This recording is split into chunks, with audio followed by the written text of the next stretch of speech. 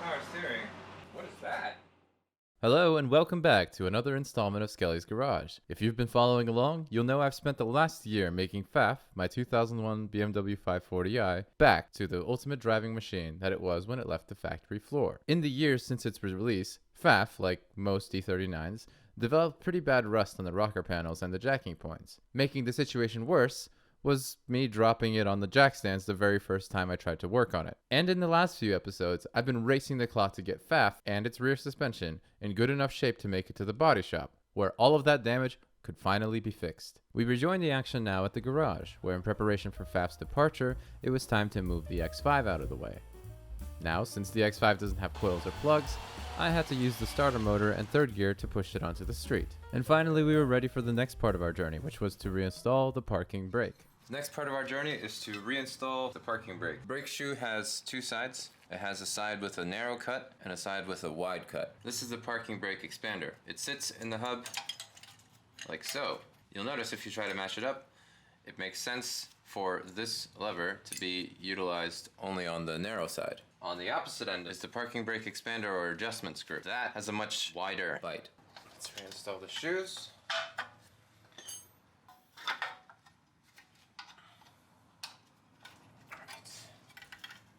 And that's the second brake shoe on. And like I said, as the cable gets pulled, this gets expanded and pushed into the sides of the rotor.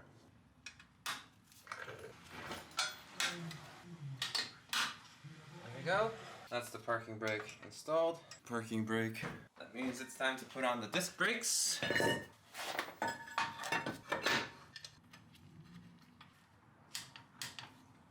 This surface rust, this is fine. As soon as this car starts moving and the brake gets applied, they'll go away instantly. Alright, let's put the brakes back on. Here are the brake pads that we took off. One brake pad, two brake pad. There we go. Install the brake caliper screws.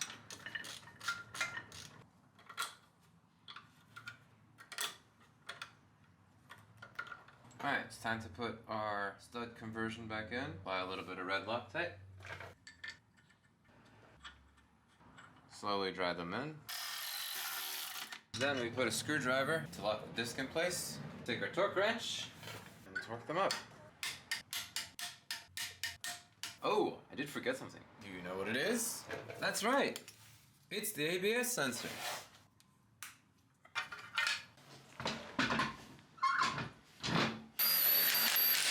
I took off the center cap because that's how we are going to get to the axle nut. This is a big moment.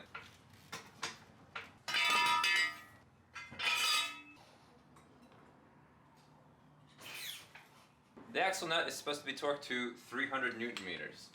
The most that my torque wrench will go to is 200 Newton meters. I'm going to tighten it until it breaks over, and then we'll go a bit more.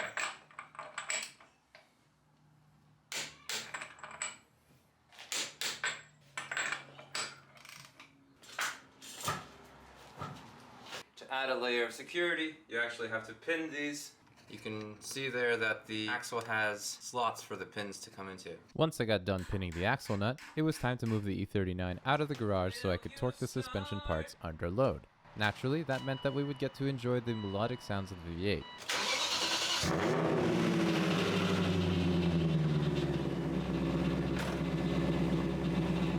Along with the less melodic sounds of the angry power steering pump. What a mess you've made! That's power steering. What is that?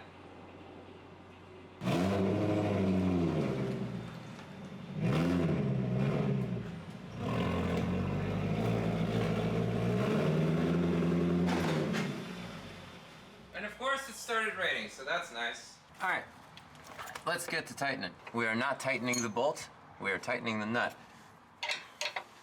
After tightening what seemed like a million parts, the integral link, the swing arm, and both control arms, it was finally time to close up shop and take FAF home. Before anything else though, It's important to understand something about body shops. Most body shops, not just here in the United States but across the world, are focused on one thing and one thing only: fixing accidents in an effective, insurance-approved way. While that's fine for most situations, that is absolutely not what I wanted for this car. I wanted to find someone who was an enthusiast, who focused on restoration, and whom I could trust that the finished product would be of a really high quality. And also, as a bonus effect, that would hopefully not bankrupt me. Through a couple of connections, I found the nice folks at K&D Auto Body in Attleboro, Massachusetts. Checking out some of their work in person convinced me that they do a great job, and after some discussions with the owner about the approach, we decided to set the appointment. So, after spending a night christening my driveway with oil, power steering fluid, and whatever else Faf was leaking, it was time to go to the body shop. Ken, at K&D, sent me some pictures of the progress, and I was impressed.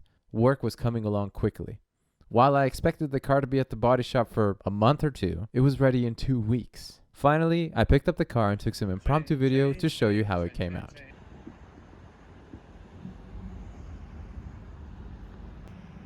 Faf is back from the body shop. Let's have a look. All of this was cut out and replaced. From the comments that I heard, the new panel seemed to be of a similar weight and construction quality as was used on the car originally. Everything's looking great.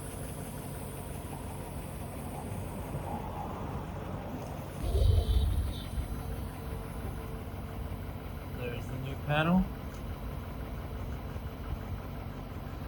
To really reduce the possibility of rust forming again, they painted the rocker panel from the inside, as well as applying cavity filler. But look at this paint. Honestly, they did a pretty great job here. There's just like the tiniest amount of orange peel. Got this dent on the fender here. Gotta just take care of it. This hood definitely needs to be resprayed. I've talked about how many rock chips there are. You know, you accumulate them with age. Once these items get addressed and this car gets a nice thorough wet sand and a buff, a cut and polish if you will, it's going to look amazing. Not that it already isn't. I mean, look at that. That is gorgeous.